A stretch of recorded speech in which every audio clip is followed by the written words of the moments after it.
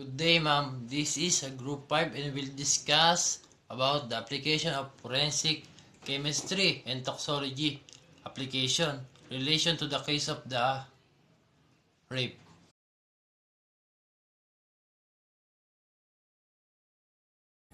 Good day, ma'am. I'm Jemerick S. Pasqua of Group 5. This is the case information.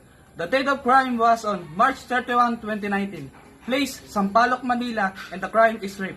The victim of the crime of rape, itago natin sa pangalan na alias Maya, 7 taong gulang. And the suspect is Romeo Kirim alias Jericho, katrabaho ng kanyang ama. Good day, ma'am. I'm Chris Brian Reyes. I will present forensic findings.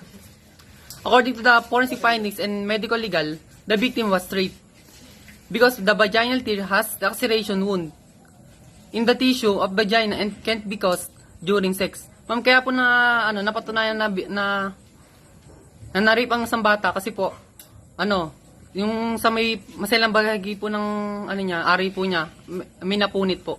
Kaya yun po yung pinagbasihan ng medical legal tsaka ng forensic findings na na-rape ang bata. Yan lang po at maraming salamat.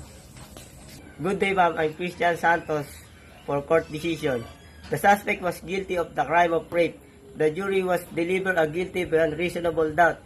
Matapos po ang mahatulan ng suspect ng pagkakakulong, nakamit ng mga biktima ang hustisya sa kanilang anak.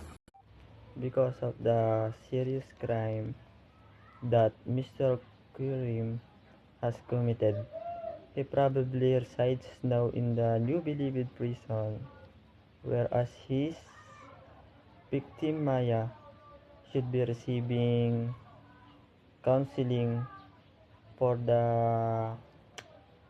treatment of his psychological state because of the trauma of the incident.